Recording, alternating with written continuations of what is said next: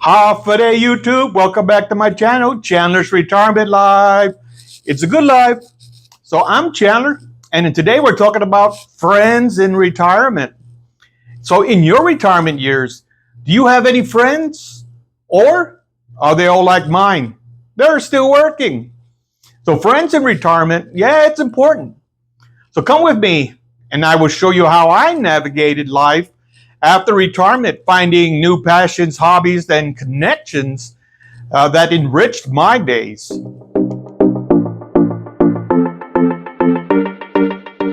In this video, I'll share my stories of my best friend who supported me through life's transitions, how we engaged in fun activities, and tackled the challenges of aging together. So whether you're seeking inspiration for your own post-retirement life or simply looking to celebrate the beauty of friendship at any age, this video is sure to warm your heart, so keep watching. So when I retired, I challenged myself to create a retirement lifestyle that was affordable, it was enjoyable, and it was livable. I wanted to live life to the fullest on what monies I currently had and what I was able to bring in. Now, did you know that many retirees find their best friend after leaving the workforce? So let's explore that thought next. So many elderly people face loneliness and isolation after leaving their job, which can be a huge blow to their mental health and overall quality of life. So it's not uncommon to feel a sense of purposelessness or identity crisis after retiring from a lifelong career. This can lead to the feeling of depression, anxiety, and disconnection from the world around them. As a result, it's essential to find ways to stay engaged, to stay active, to stay socially connected while in retirement. So many older adults struggle to make new connections due to limited social opportunities. No events in your local area for older people. Or maybe it's a mobility issue. You're stuck in a wheelchair, which makes it even that much harder to get out and to socialize. Or a lack of shared interest. Nobody wants to go fishing. This can make it difficult to find people who share similar values, hobbies, and or life experiences. So it's heartbreaking to see someone who was once a vital part of the community or the workforce feeling isolated and disconnected from the world. So some elderly people might have outlived family and friends, leaving them in a deeper sense of loneliness and disconnection. This can be a particularly challenging time for them, especially if they're struggling to adapt to the new circumstances or find new ways to stay engaged. However, it's never too late to make a change and find new sources of joy, companionship, and purpose. I see this in retirees who lose a spouse. After their spouse passed away, they're lost. And it's only a matter of time before they pass away. So we all agree that staying connected, having friends in retirement is critical and it's crucial to living a joyous retirement lifestyle. So let's explore some various ways retirees can form these friendships. Well, first of all, we can join clubs, but I prefer a fishing club. Attending community events, here in Fort Worth, there's a lot going downtown Fort Worth that you can get involved in. And utilizing social media to connect with others in similar situations. For instance, many retirees have found success by joining book clubs, volunteering, and or taking up a new hobby. So these activities provide opportunities to meet like-minded people, build relationships, and create a sense of belonging. So the key is to find activities that bring joy and excitement, making it easier to meet new people and form meaningful connections. Retirees can also leverage our existing social networks to find new friends. For example, we might reconnect with old friends, join alumni groups, or participate in the community events.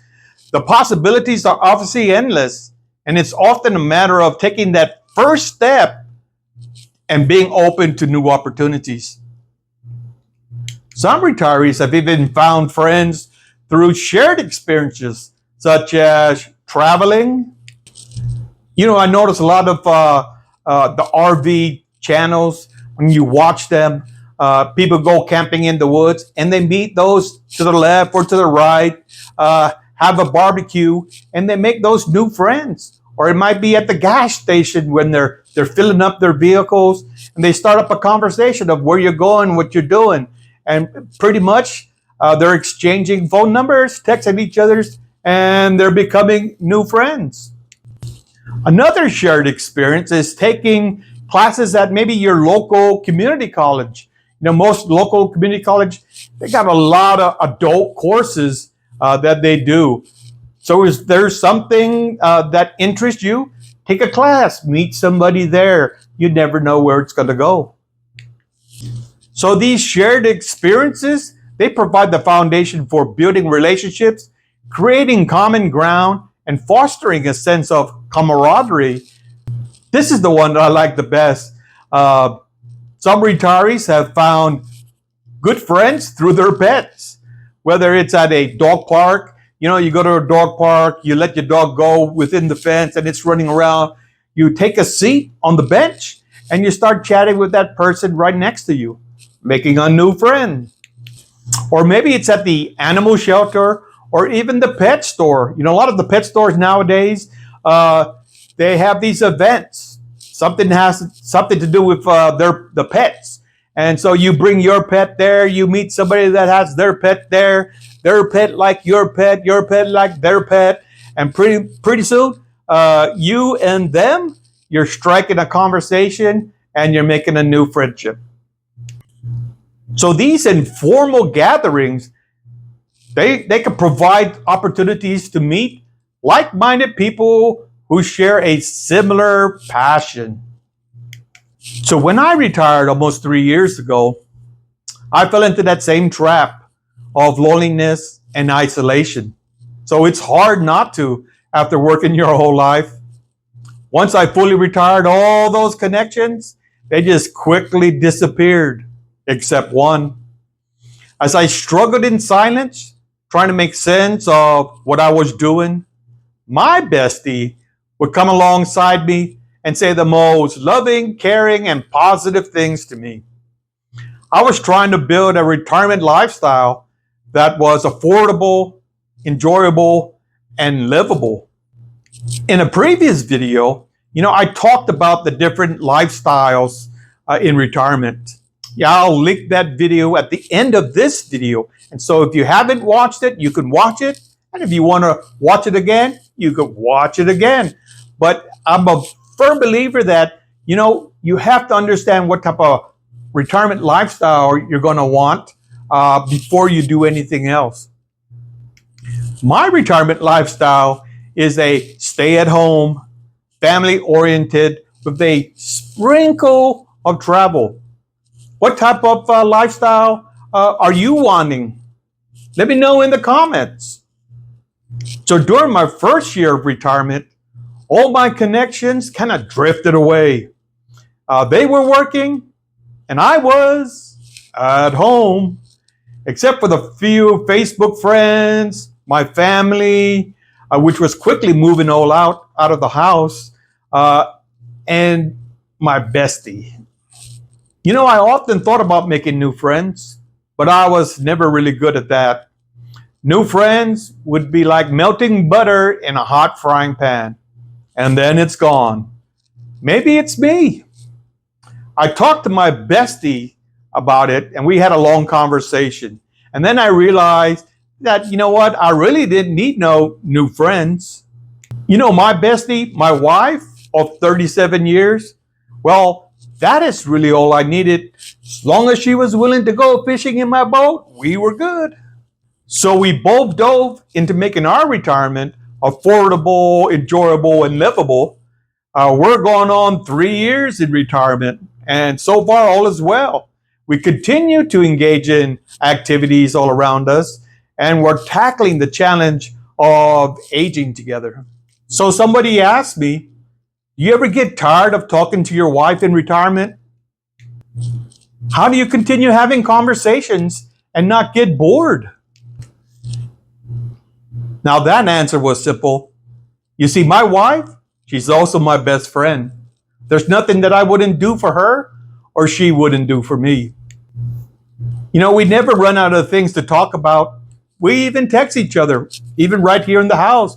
I'll be in the office and she'll be in the living room and she'll text me things, like, I love you. What do you want for dinner? You want to go out to eat?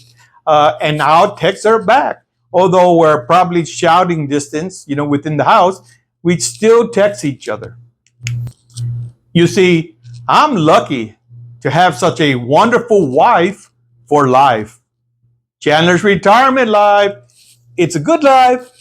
Subscribe.